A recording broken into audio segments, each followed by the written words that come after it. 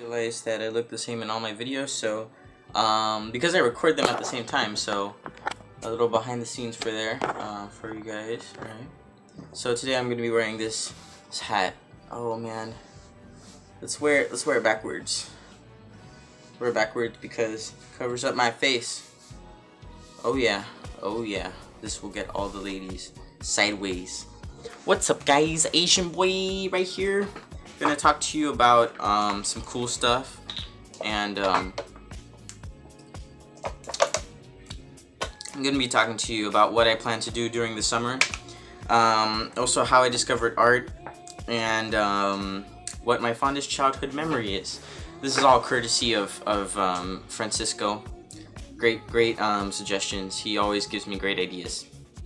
I look like Susie, but okay, so first off, what am I doing this summer? Well, this summer I'm going to be doing some powerlifting. Salt Bay, gotta slap that meat. Alright, so, yeah, this summer I don't really have anything planned. I'm going to definitely have more time to make YouTube videos, more animations for that, for you guys. And, we're going to grow that channel over summer. And by the end of the year, I'm sure we will have 100 subs. Which is crazy. Can you imagine 100 people like watching your channel? Like, that's crazy, guys.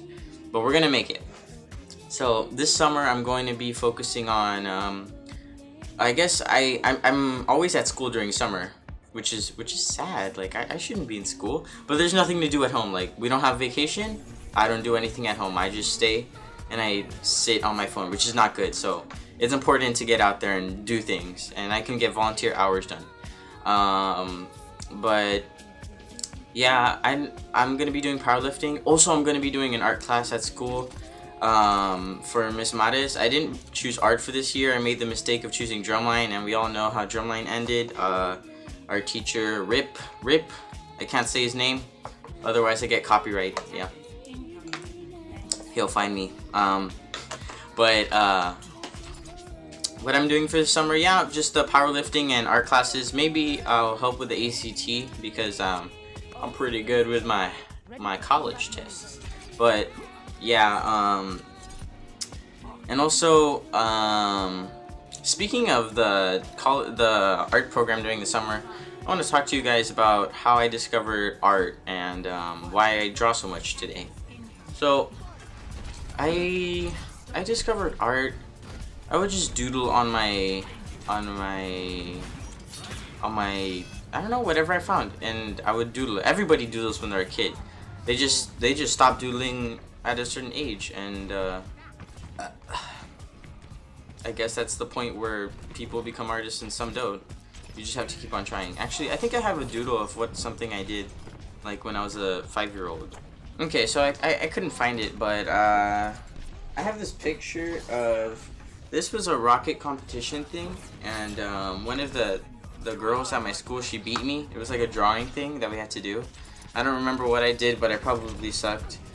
Yeah, this girl right here, Victoria Mena. Yeah, she got valedictorian and everything. She was on the front of the cover of the yearbook, and I was like drawing at the time, and the art teacher thought I was pretty okay, but like we learned how to draw fireworks, and that was it. That's the only thing I learned from her class. But, well, 9th grade year, I drew this on the cover, so you can suck it. Look at that. Art by John Jahantai. I know it's probably, I don't know if it comes out backwards in the camera, but whatever.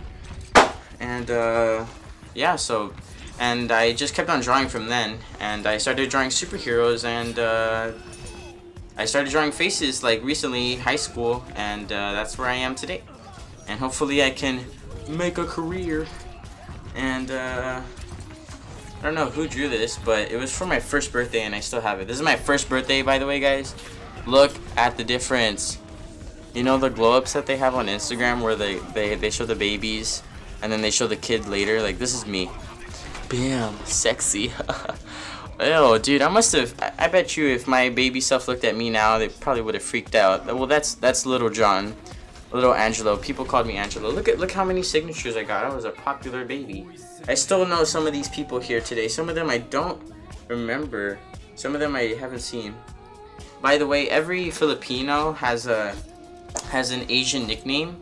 Mine is Eloy because of the Angelo. I don't know. Well, mine is Eloy. So like, if I go to the Philippines, my relatives are gonna call me Eloy, Eloy, and that's what most Filipino people call me.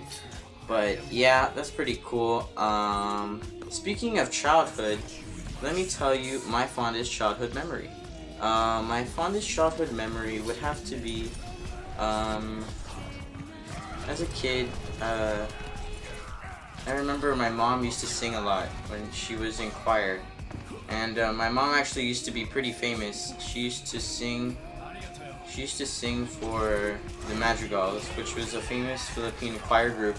And they toured the world. And hold up, I got something on my foot.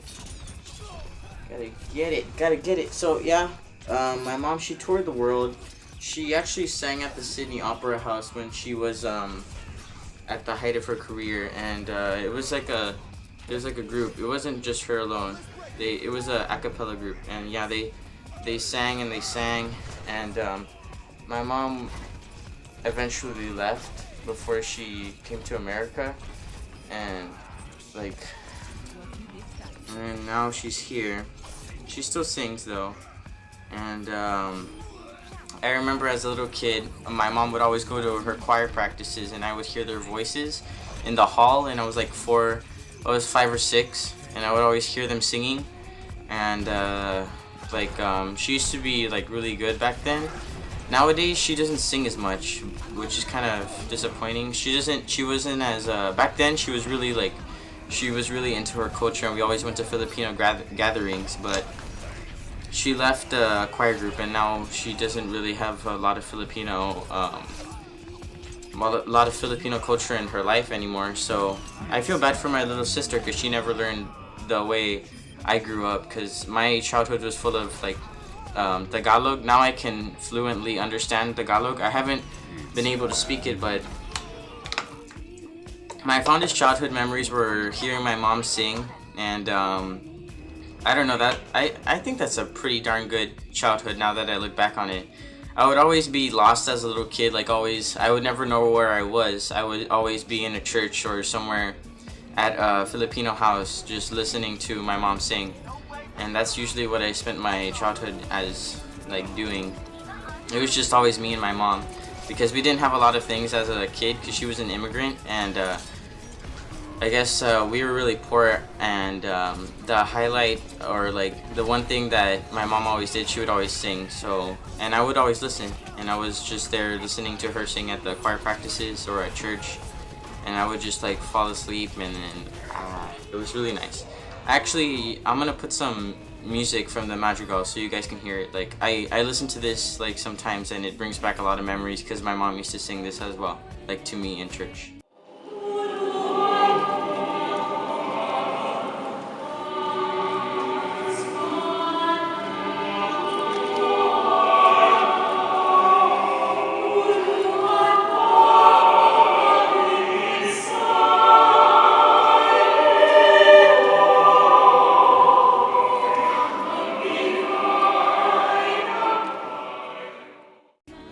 And there, you heard it. I cut the video, and then now you guys heard it. I hope you liked it. It's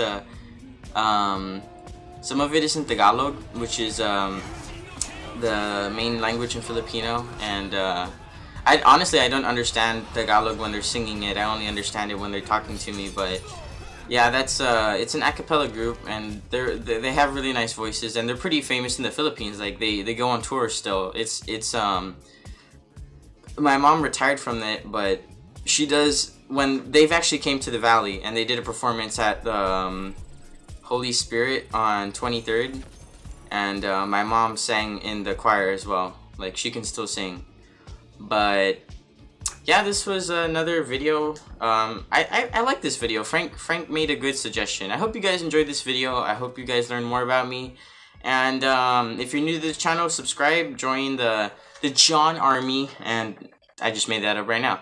But yeah, I hope you guys enjoyed this video. Thanks for watching. Leave a comment down below what you thought, and share your fondest childhood memories. Thanks for watching. Bye.